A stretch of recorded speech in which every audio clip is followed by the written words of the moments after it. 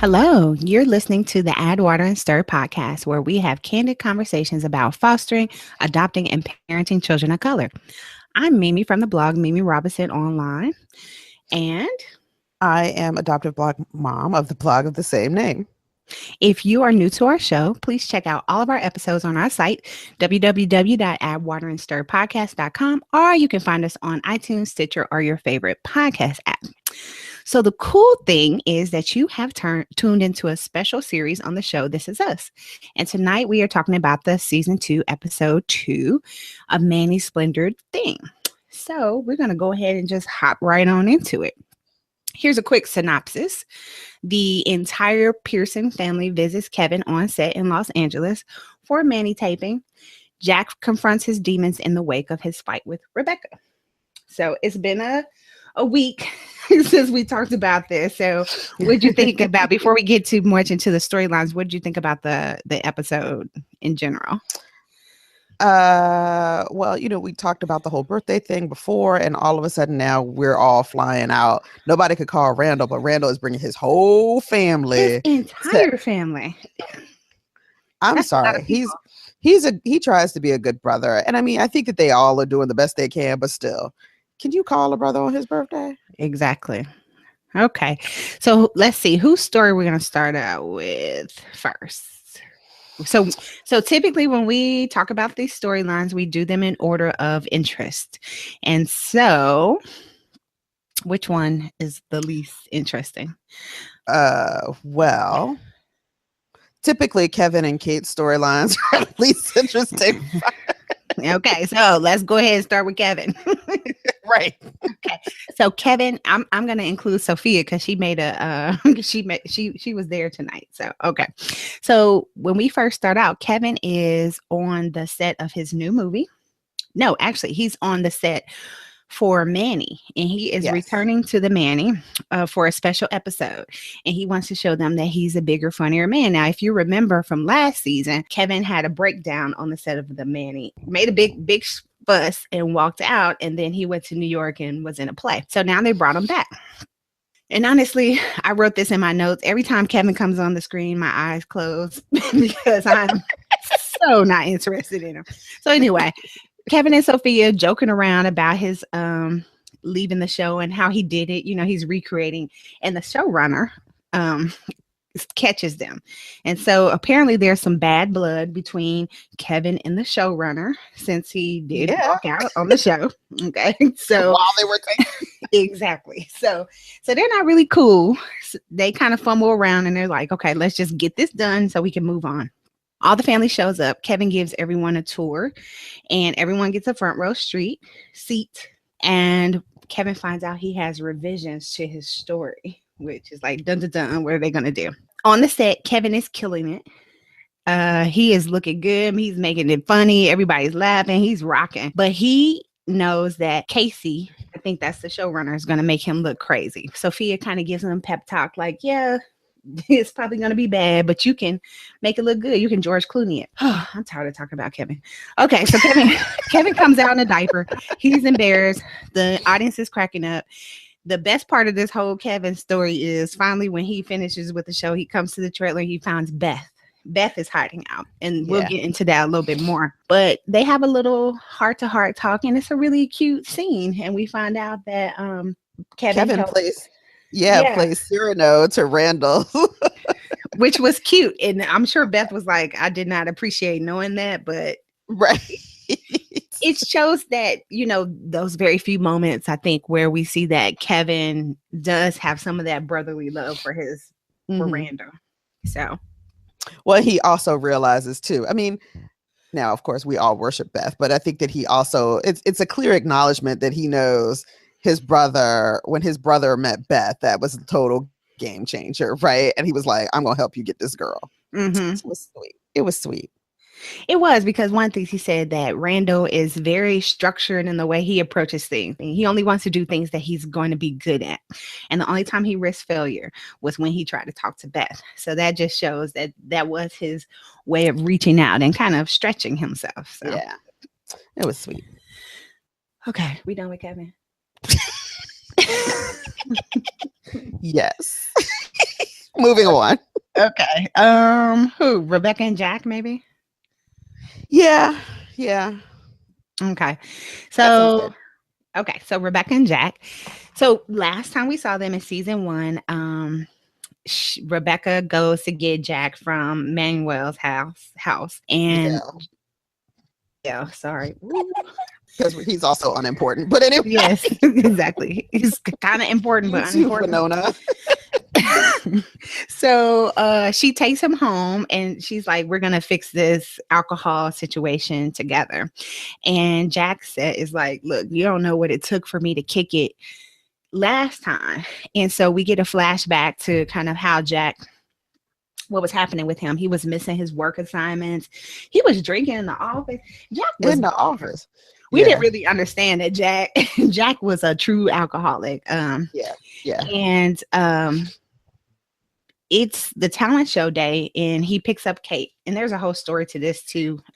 It's a So weird, there's two pieces. There's two yes. pieces here. One, Jack decides that he's gonna go, like, I guess the natural way to beat his to kick it the first time, right? So he starts to go to AA and then he dips out, and we start to see the beginning of the relationship that Kate has with her With dad, because he goes to go see her and is like, that's my girl, I love you, and oh, daddy girl, daddy girl, daddy girl.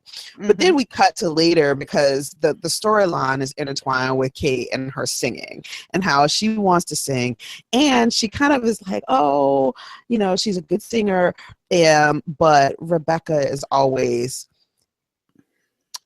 it's encouraging, but it's never like, oh, that was great. It's always like, you should do X, Y, and Z. So that it really is a criticism every single time, instead of like, oh, wow, my baby girl is great. Meanwhile, Jack is like, you can sing, you can blow, your daddy's girl, you're perfect, I love you, whatever. And so when this talent show kind of comes up, Kate realizes that Rebecca, she's never going to be as good of a singer as her mom. So she kind of she kind of dips out, and she's really disappointed, and Jack is the one that goes to comfort her. yes. Jack is the only one that can ever comfort Kate, other than a brother. Yes.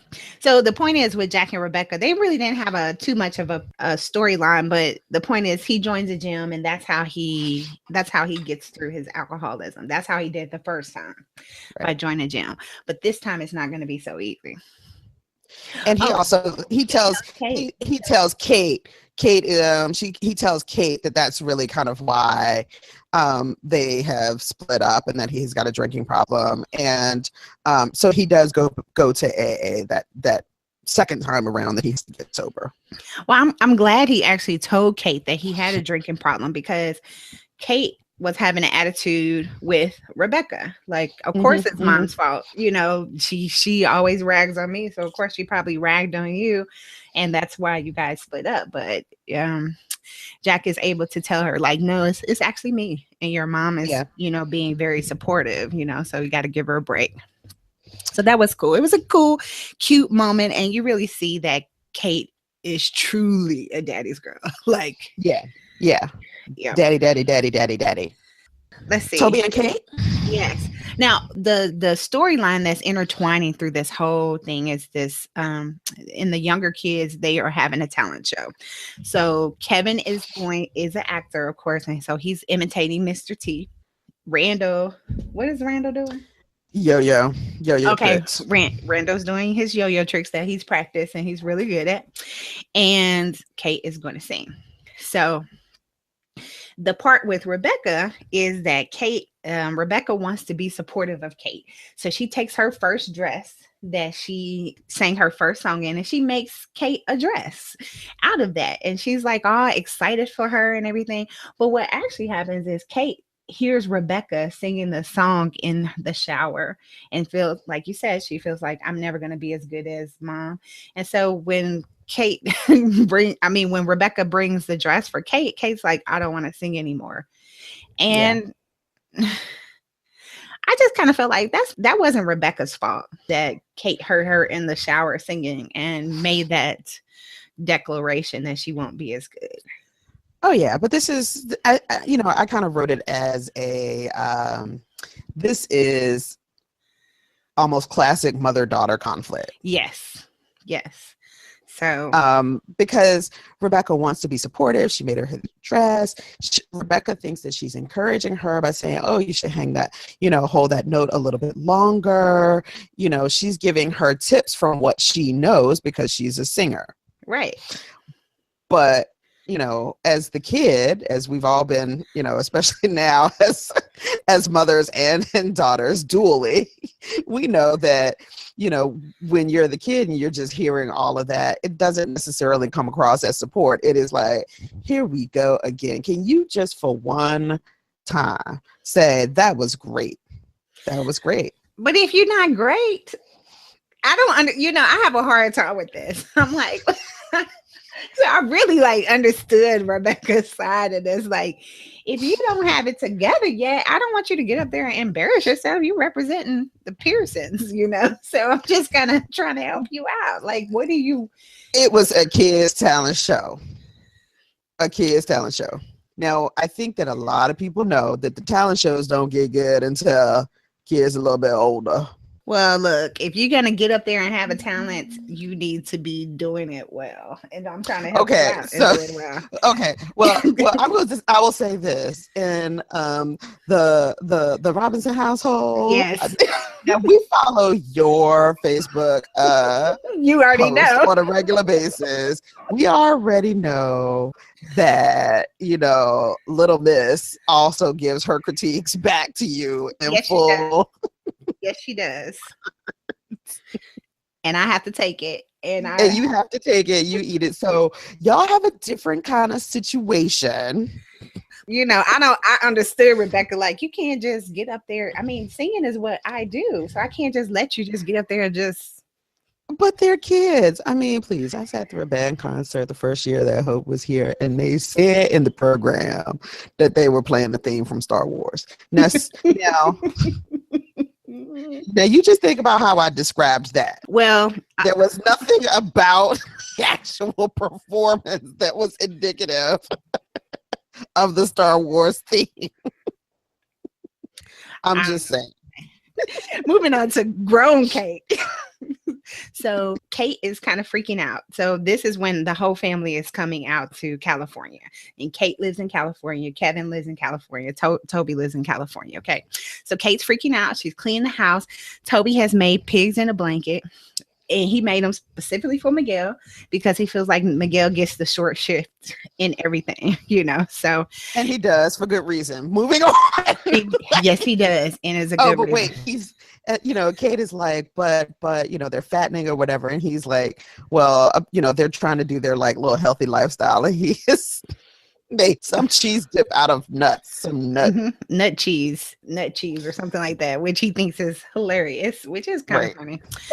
So Kate is worried because she feels like Rebecca criticized hers with what she calls seemingly innocuous questions. Like you ask her like, oh, where'd you get this couch from? Something like that. Or are you going to get rid of that gum? Yes, I can. I can totally see. I really understand Rebecca in this, right? So Kate says she's not going to act like a child, and she's going to use her words, or she's not even going to say anything. So they're in the audience. They're waiting for the show to start. Kate gets a call from a house band that she had submitted her songs to, and the house band says they want her to sing tonight, which is weird, but okay. Everybody is sick.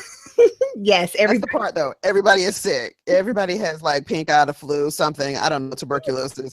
And so, just so that we are clear, because we all know that Mimi is very critical of Kate and her non-singing abilities.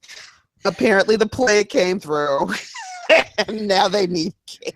Yes. So Kate is like, yes, I don't care why people are sick, but yes, I am critical of her ability. I think Kate is a choir singer, and I think Rebecca was correct in her assessment. But hey, I guess you have to support your kids' choir. So, Kate is like, I'm out, and then Rebecca, actually, Kate tells them that she's about to leave, and Rebecca starts to ask questions like, "Oh, where are you going to sing?" And I remember when I was singing, and then Kate interrupts her and says, "Wait, hold up, you used to sing?" And she's so rude. It was so mean. Like, are you? We didn't know because you don't talk about it like Right. all the time. And Toby's face, eyes Like, and I'm face, just was trying like, not to get caught in the crossfire. exactly. He was like, "Oh snap." Okay, so Toby decides he's gonna run out and go see Kate, and Rebecca's like, "Of course I'm going," and Toby's like, "Oh man, this is a bad situation." Kate sings her song, and everybody's watching, and it's cool. Sure. What'd I you mean, think? she's okay. She is okay. I mean, she's not great. She's not super, but she's okay for the person that they call after the plague has come Hmm. through. I mean, the backup. I mean, the singer, the original singer can't come. The backup singer can't come, and the backup to the backup can't come. Now we call Kate. Okay. So anyway, the band leader is like, "Hey, I got your number. Let's do it again." Um, so Rebecca comes up and said, "Wow, that's phenomenal. And eventually you're gonna learn to power through a crowd like this."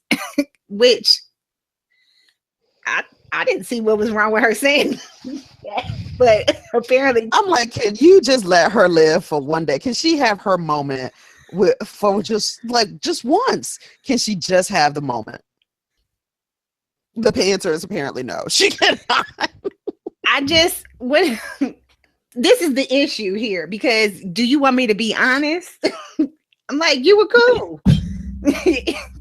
That's all. Like, and then you're gonna get mad because I'm not telling you, how awesome you were. You were That good. is true, but like that was neither the time nor the place. And I mean, having someone in your life who does that over and over, like you can't, it's never you were great, but you Okay. were great. However, you were great, although you were like sometimes you just gotta learn when you're giving even when you want to criticize somebody and you know that like this is like her big night. Yes. And it was you like the sentence should have ended with you were great, period. I'm so proud of you, period. Like leave all that other stuff for another day. Duly noted. So, Kate, I agree with you. I'm taking notes because I see myself in Rebecca in this completely. Like, that was cool, but next time you need to stand still, whatever. Okay, so Kate just can't let it go. She was like, I was trying not to do this, but she says, Rebecca feels sad for her and she overcompensates for her by telling her how phenomenal she was and using these words, but it just makes her feel like a stupid fat girl. And so Rebecca's like, okay, wait a minute now. I just said you were phenomenal.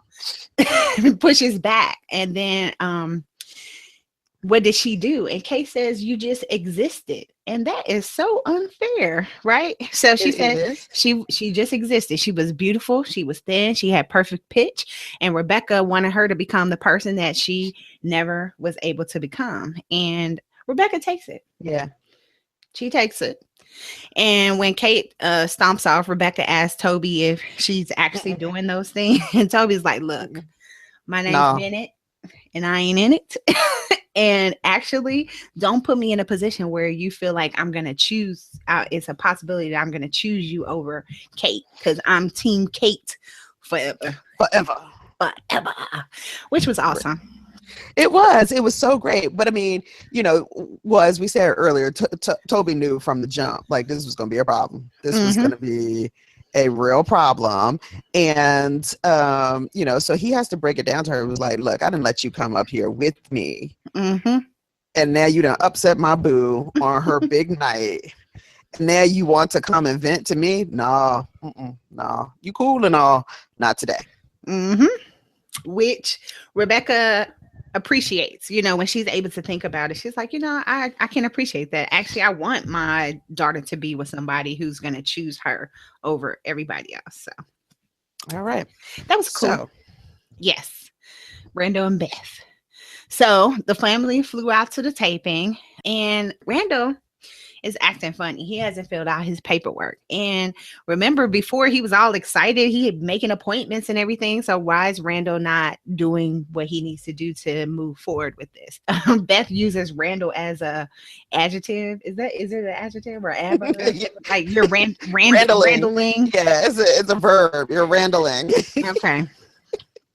So he finally comes out and he's like, what if they have an issue like hard drug or physical or sexual abuse? Are you sure that we can handle it? And Beth is upset about that. Like, look, before you were cool when you thought you were gonna get a perfect baby, but now that it's gonna be an older child, you thinking that we can't handle it. Well, we didn't know what kind of kids we were gonna get before. Beth is over it. She walks out. That's when she goes and stays in Kevin's trailer. They have a little talk, and Beth comes back out to Randall, and they make up. And she said, our kids came out good, but it was because of us that they turned out great, and then together that we can do anything together. And so it was really cute. It was. But I think the main point here is, for me, is when people adopt a newborn, they assume that the newborn is a blank slate and will not have any problems. So it's more, I'd rather adopt a child like that, and I can mold them into whatever I want to mold them, versus an older child, which already comes with problems and stuff. And the reality is, you don't know, even if you adopt a newborn, genetics are very strong. So you don't know what your child is going to be like, even if you get them as a newborn baby. Well, it's really interesting because Randall was adopted as a newborn. Now, he has all the trappings of success, but let's keep it 100. He kind of messed up. Like, he got issues. He has some real issues that he's working through, and we even find, in each episode that we have flashbacks of his childhood, we see that his struggle with identity has been a lifelong issue for him, and that there was some trauma associated with him being separated from his birth parents right away. But it's not clear to me that Randall associates that with adoption. He knows he has problem. He knows that he seeks perfection, but I don't know if he sees that as a problem. Like, that's just how he is. I don't know if he ties that need for perfection into the trauma that's caused from adoption and that identity piece. Yeah. And so that's why for him, adopting a newborn would be, he's like, I turned out great. So of course, I would be able to do the same thing with another newborn child. Right. And having an older child adoption means that I have less control, and Randall likes control. Yes. A lot of it. Yes. He believes that he has, and I'm not suggesting that he hasn't worked for everything that he's got. Absolutely. But he sees that as an innate personality trait versus something that he's doing in response to adoption related trauma. Right. So, yes, they get back together because we love Team Black Love, and they decide to tell the girls, and that's how the show kind of ends. So what do you think of the total episode in the last few minutes here? I'm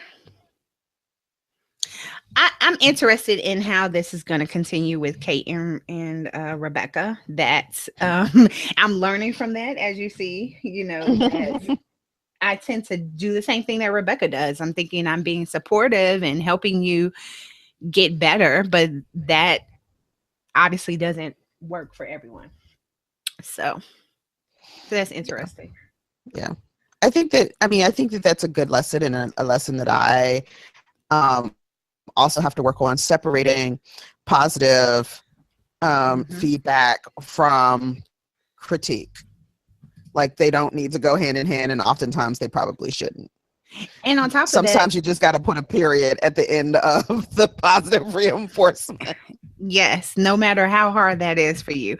And the reality is, your child didn't ask you for a critique, Right. So let them live. Yeah, perhaps that just isn't warranted, period. We see Kevin is just doing the Kevin thing, just having problems for Kevining. And I'm interested in seeing what the next piece of this is with Randall and Beth and how they integrate a new person into their house. I'm loving I'm Oh, loving Toby's development because he is fiercely loyal. He loves his woman. He's protective of her. He has made it very clear where his boundaries are. Yeah, yeah. and he's I'm doing like, that with every member of the family. Like he had to do that yeah, with Kevin. Now he had to do that with Rebecca. And I wonder how that's gonna work with with the rest. right. Oh, one thing about Miguel, Manny, sorry. Why do I keep calling him Miguel? What is his name? His, No, his Manny name is is Manny. You're is talking about the second husband? yes, Miguel. Yeah, it Okay. is Miguel. Okay, so here's one funny thing that happened in the episode with Miguel. So when when they were on the set, like the whole family was on the set and Kevin was taking them for a tour, and then Randall comes in and says, what's his tagline? Do you remember what his tagline is? No.